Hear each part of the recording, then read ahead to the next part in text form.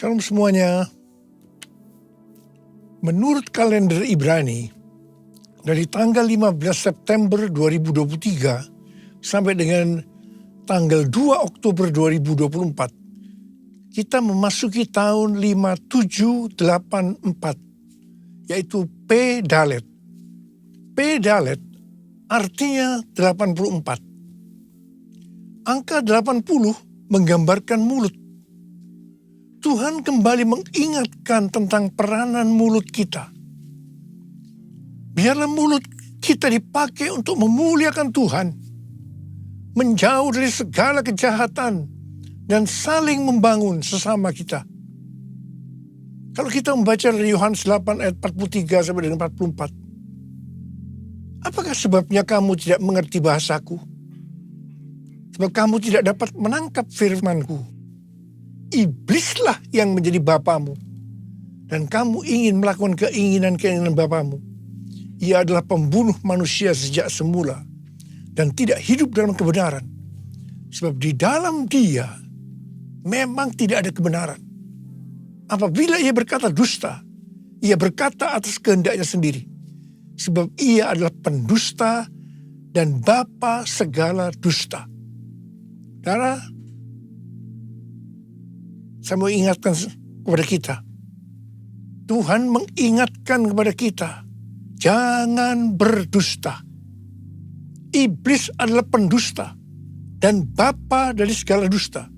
Kalau kita sering berdusta, itu berarti bapa kita adalah iblis.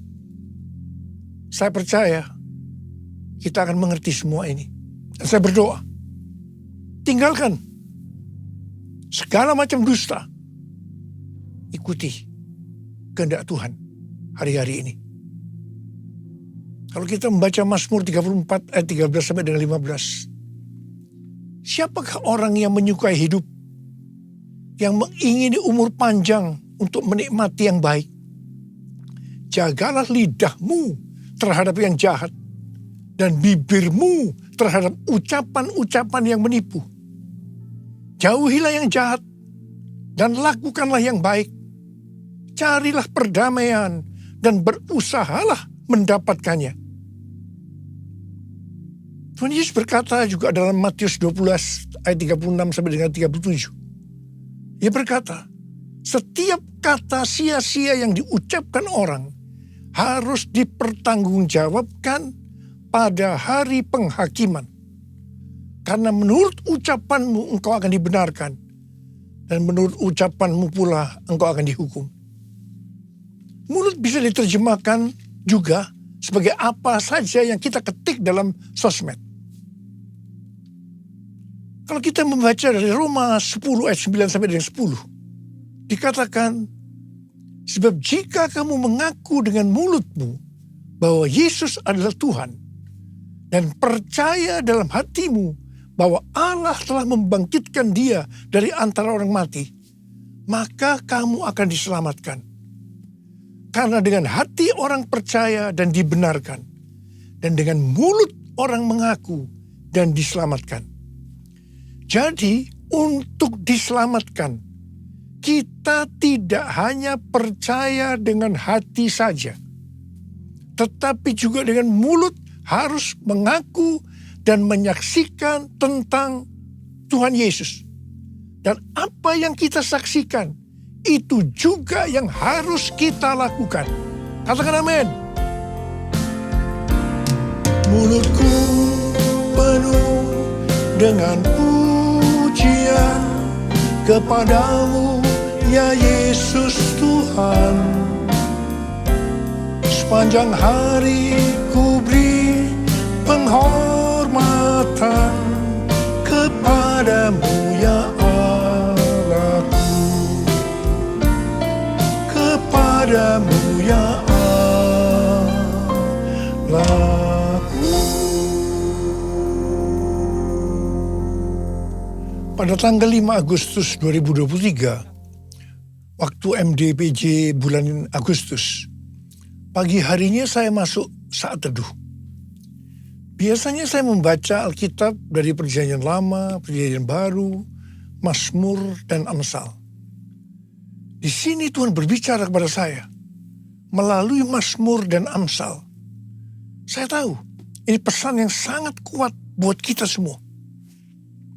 Mazmur 27 ayat 14 berkata, nantikanlah Tuhan, kuatkanlah dan teguhkanlah hatimu.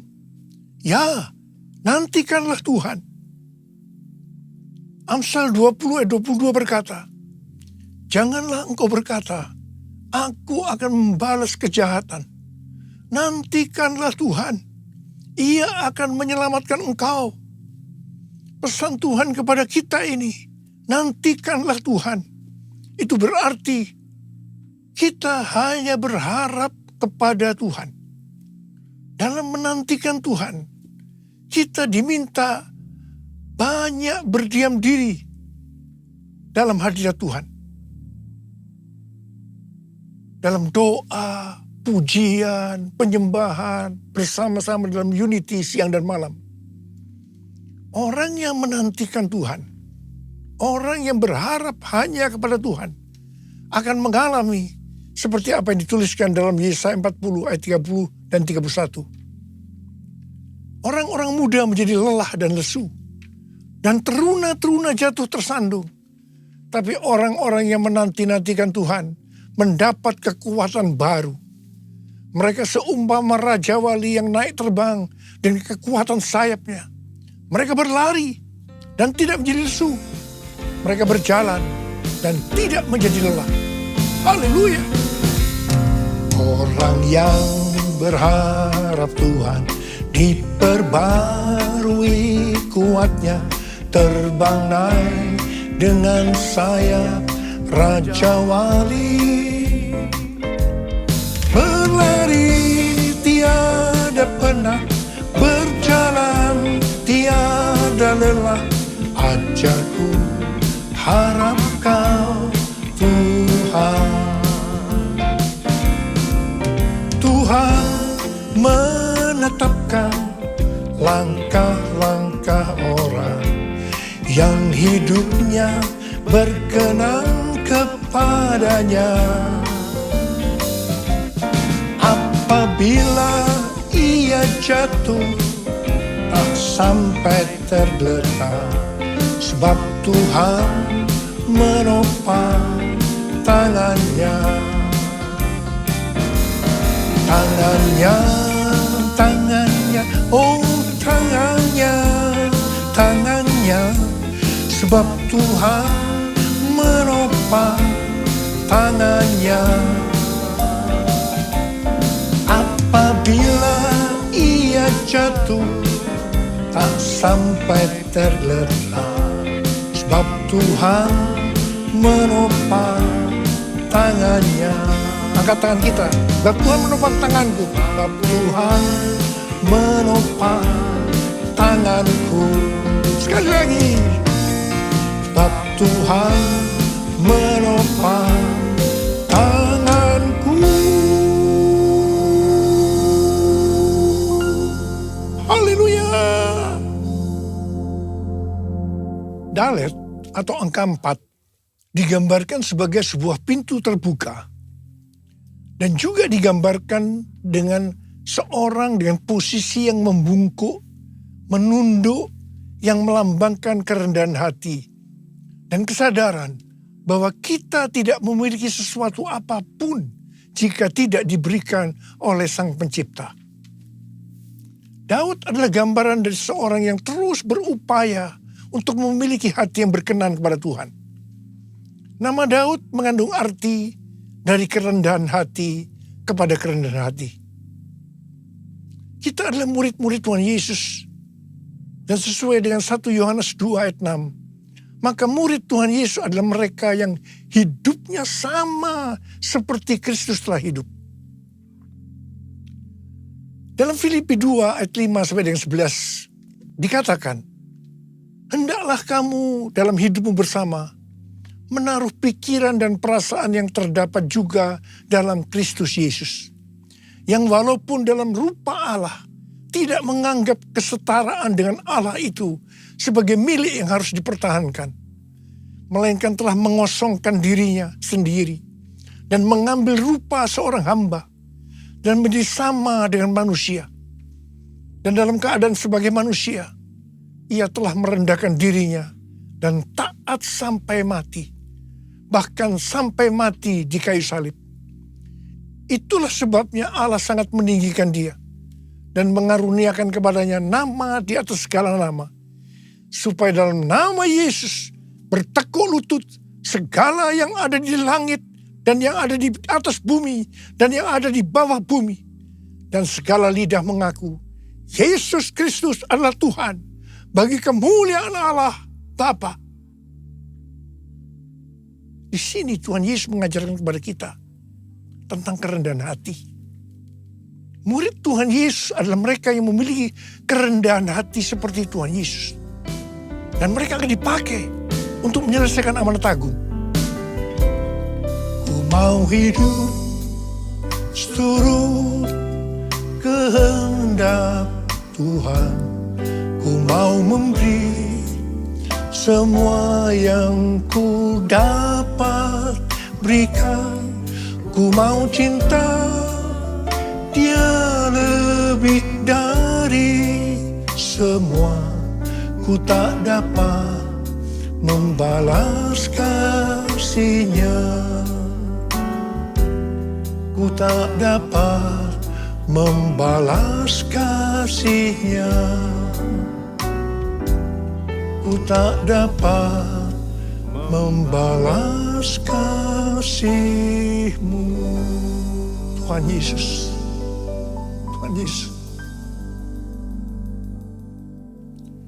Hari-hari ini kita telah meninggalkan P Gimel tahun 83 dan memasuki P Dalet 84. Gimel, angka 3, merupakan gambaran seekor unta yang dipakai untuk mengangkut barang-barang. Gambaran dari kemakmuran dan kekuatan. Jadi dapat diartikan mereka yang kelihatannya memakai kekuatan atau kemampuan baik secara jasmani atau finansial yang sedang menuju Dalet 4 yang merupakan proses pembentukan dan pemurnian yang akan menghasilkan kerendahan hati. Untuk menjadi rendah hati, kita perlu mengalami proses. Perlu ada pemurnian. Sesuai dengan doa Tuhan Yesus dalam Yohanes 17. Maka unity adalah kunci utama untuk terjadi penuaian jiwa besar-besaran. Rasul Paulus dalam Filipi 2 ayat 2 sampai dengan 4 mengajarkan kepada kita tentang unity yang didasarkan pada kerendahan hati. Di situ dikatakan, hendaklah kamu sehati sepikir, dalam satu kasih, satu jiwa, satu tujuan, dengan tidak mencari kepentingan sendiri atau puji-pujian yang sia-sia. Sebaliknya, hendaklah dengan rendah hati, yang seorang menganggap yang lain lebih utama daripada dirinya sendiri. Dan janganlah tiap-tiap orang hanya memperhatikan kepentingannya sendiri, tetapi kepentingan orang lain juga. Hari-hari ini kita sedang berada dalam era Pentakosta ketiga yang mengakibatkan penuaian jiwa yang terbesar dan yang terakhir sebelum Tuhan Yesus datang kembali. Kita harus unity supaya terjadi kolaborasi. Tembok Yerikho dunia terlalu besar untuk dapat diruntuhkan kalau sendiri-sendiri. Belum lagi masing-masing aliran kekristenan memiliki banyak kelemahan. Namun kalau berkolaborasi, tembok Yerikho dunia tadi akan lebih mudah untuk diruntuhkan. Amin.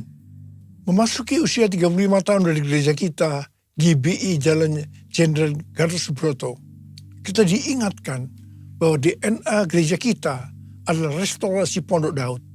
Yaitu doa, pujian, penyembahan bersama-sama dalam unity siang dan malam. Pondok Daud direstorasi supaya terjadi penuaian jiwa besar-besaran. Ternyata restorasi Pondok Daud ini untuk mempersiapkan Pentakosta ketiga. Untuk mempersiapkan Pentakosta pertama. Dalam Kisah Rasul pasal yang pertama ayat 14a. Dituliskan bahwa pada waktu di kamar loteng Yerusalem, murid-murid Tuhan Yesus bertekun dengan sehati dalam doa bersama-sama. Ini bisa diartikan mereka berdoa, memuji dan menyembah Tuhan bersama-sama dalam unity siang dan malam. Ini adalah prinsip restorasi Pondok Daud. Hal yang sama terjadi pada waktu Pentakosta kedua di Azusa Street Revival tahun 1906.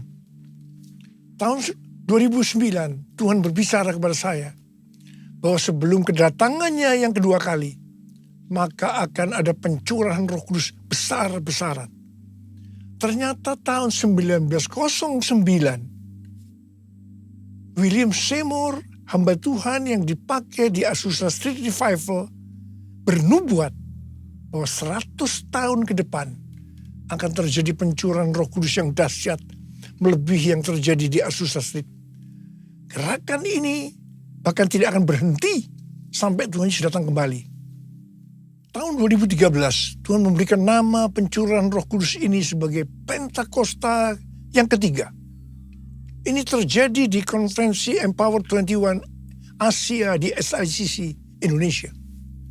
Pada tahun 2013 ini juga, dalam Global Council Meeting Empower 21 di Hawaii, Tuhan berbicara bahwa tahun 2033, setiap orang akan mendapatkan kesempatan untuk berjumpa secara otentik dengan Tuhan Yesus melalui kuasa dan hadirat Roh Kudus. Pada waktu itu, saya juga hadir. Setiap kali kita mendapatkan nubuatan, yang kita lakukan adalah memperkatakan meskipun tidak mengerti. Termasuk Billy Wilson sebagai Global Chair Empower 21. Ada kesaksian menarik dari Billy Wilson. Setelah mendapatkan nubuatan ini, dia pergi ke Manila, Filipina, untuk menonton konser Planet Shakers. Dia berpakaian warna merah. Tiba-tiba di tengah konser, acara itu dihentikan oleh pimpinannya yang bernama Neil Smith. Dia berkata, ada suara Tuhan. Kemudian dia menunjuk pada Billy Wilson dan berkata, "Hai, Tuhan yang berpakaian merah, saya tidak tahu Anda, saya tidak kenal Anda, tetapi Tuhan berbicara, Anda harus berpikiran besar." Terus terang saya juga berpikiran seperti Billy Wilson. Bagaimana mungkin hal ini terjadi? Dan hal ini terjadi selama beberapa tahun.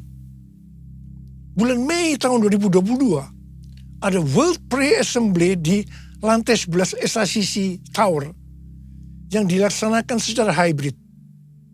Ada 3 pembicara, yaitu Billy Wilson, Rick Warren, Nicky Gamble, yang berbicara hal yang sama, yaitu tentang tahun 2033.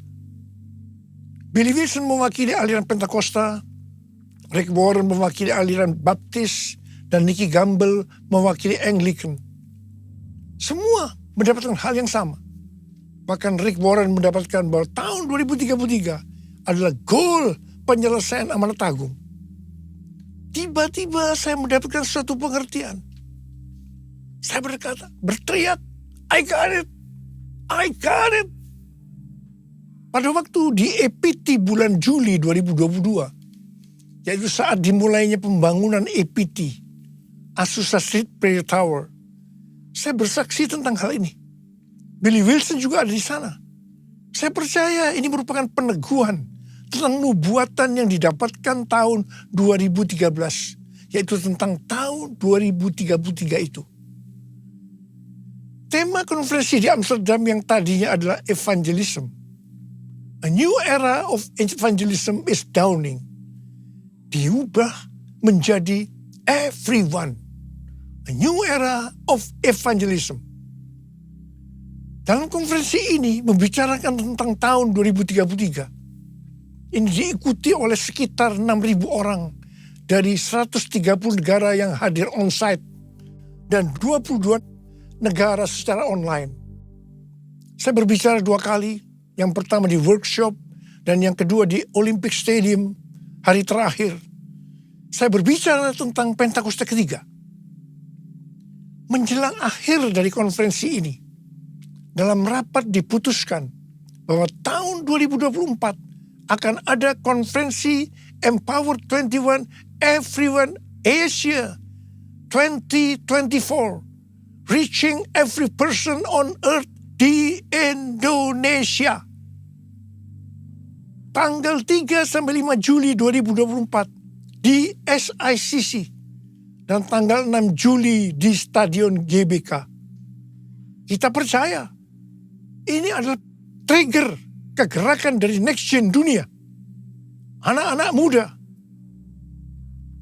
Pada waktu di Amsterdam, di hadapan Global Council Meeting dari Empower 21, saya berkata bahwa saya percaya tahun 2033 setiap orang akan mendapatkan kesempatan untuk berjumpa secara otentik dengan Tuhan Yesus melalui kuasa dan hadirat Roh Kudus. Dan saya berjanji kepada Tuhan akan habis-habisan melayani Tuhan. Saya mau berdoa buat saudara. Ada berapa banyak di antara saudara yang akan berkata seperti saya katakan, Tuhan, saya mau dipakai oleh Tuhan untuk menyelesaikan amanat agung. Dan saya akan habis-habisan melayani Tuhan. Ada berapa banyak yang mau berjanji seperti itu? Angkat tangan saudara. Mari katakan bersama saya. Come Holy Spirit, fall in this place. I need more and more of you. Fill me again with the power of your Spirit. Lord, I'm crying out for more and more of you. Mari angkat tangan saudara. Kita berbahasa roh sekarang. Purana batsandara.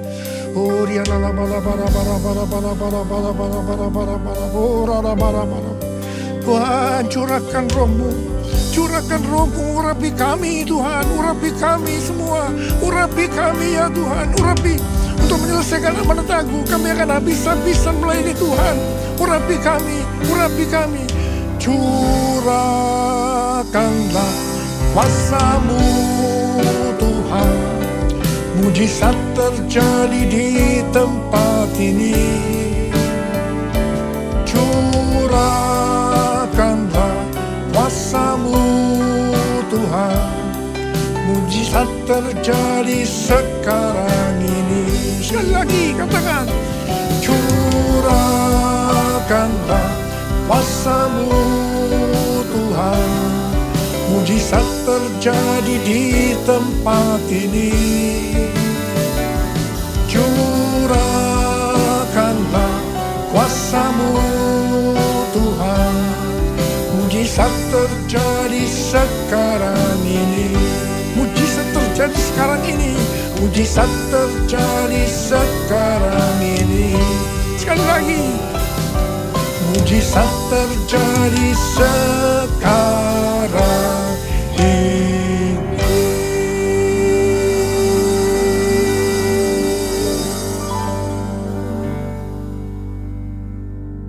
Mari, saudara-saudara, kita akan masuk dalam perjamuan kudus. Kita akan mengingat ayat ini. Sebab setiap kali kamu makan roti ini dan minum cawan ini, kamu memberitakan kematian Tuhan sampai Ia datang. Perjamuan kudus adalah perjamuan Tuhan Yesus sendiri. Setiap kali kita masuk dalam perjamuan kudus, Tuhan Yesus selalu berkata, biarlah ini menjadi peringatan akan aku. Karena itu mari, arahkan hati kita kepada kebaikan Tuhan. Kita akan mengingat kebaikan Tuhan. Supaya kita lebih mengasihi Tuhan Yesus. Kita lebih mengasihi satu dengan yang lain. Mari tundukkan kepala. Bapa, siapakah kami sebelum kami mengenal Engkau? Kami semua orang berdosa. Upah dosa adalah maut, mati. Tapi Engkau yang tidak berdosa telah dijadikan dosa oleh karena kami. Engkau harus turun dari surga mulia, menjelma menjadi manusia, mati ganti kami dengan penderitaan yang luar biasa. Sungguh kalau kami pikirkan betapa baiknya Engkau ya Aba. Kau jadikan kami sebagai anak-anak-Mu. Kau berkati, Kau tuntun, Kau bela, Kau lindungi, Kau sembuhkan kami. Kau juga tegur kalau kami salah, kalau perlu dihajar oleh Tuhan. Itu Engkau ya Aba, itu Engkau. Tuhan akan memberkati kita semua melalui perjamuan kudus. Tapi Tuhan mau kita makan dan minum dengan cara yang benar. Karena itu masing-masing sekarang berdoa. Introspeksi. Lihat keadaan dirimu masing-masing. Jangan menyimpan dosa. Kalau ada dosa yang Tuhan ingatkan, langsung minta ampun. Ampuni. Ampuni saya Tuhan. Ampuni. Minta ampun. Minta ampun. Minta ampun. Supaya diberkati Tuhan. Minta ampun. Bapak terima kasih. Kami akan masuk dalam perjamuan kudus dengan hati yang penuh ucapan syukur. Dalam nama Yesus yang berdoa. Amin. Saudara, mari. Angkat roti di tangan kanan kita tinggi-tinggi. Sebab apa yang telah kuteruskan kepadamu telah aku terima dari Tuhan. Itu bahwa Tuhan Yesus pada malam waktu ia diserahkan mengambil roti. Dan sesudah itu yang mengucap syukur atasnya. Ia memecah-mecahkannya dan berkata, inilah tubuhku yang diserahkan bagi kamu. Perbuatlah ini menjadi peringatan akan aku. Saudara dikasih Tuhan, bukankah roti yang kita pecah-pecahkan ini adalah persekutuan kita dengan tubuh Kristus? Mari kita makan dalam nama Yesus.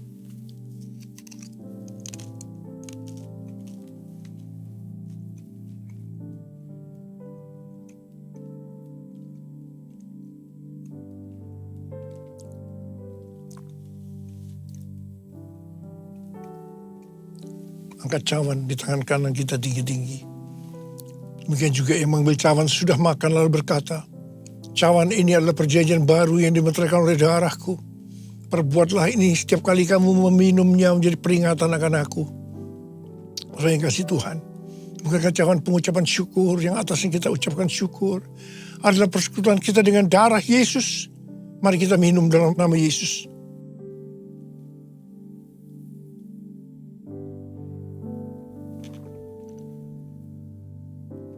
Angkat tangan kita di hadapan Tuhan.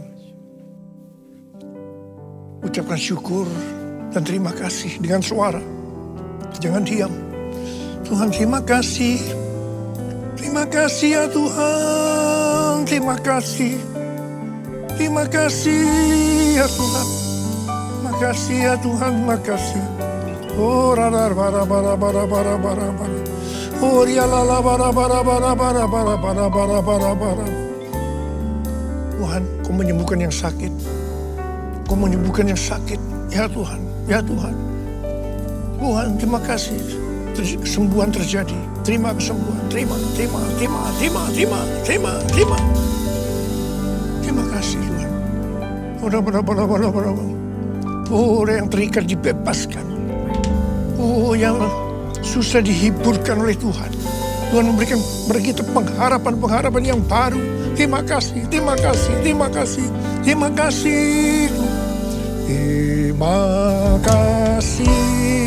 Yesusku. Terima kasih Yesusku.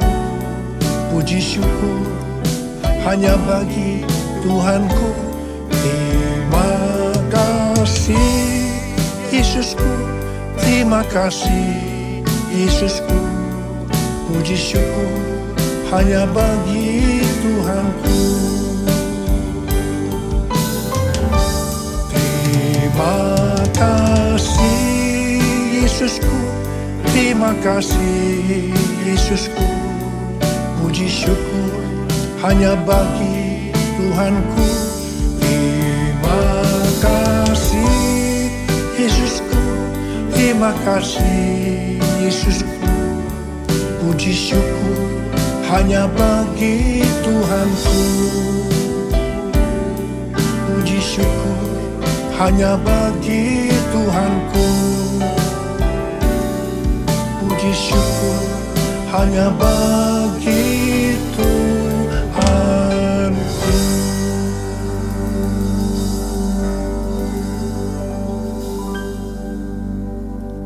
Terimalah berkat Tuhan. Kasih karunia yang berlimpah-limpah daripada Allah Bapa dalam Anak yang tunggal Yesus Kristus. persekutuan yang manis dengan Roh Kudus menyertai kita semua mulai hari ini. Sampai Tuhan Yesus datang menjemput kita di awan-awan dan bahkan sampai selama-lamanya. Yang percaya bersama-sama katakan, amin.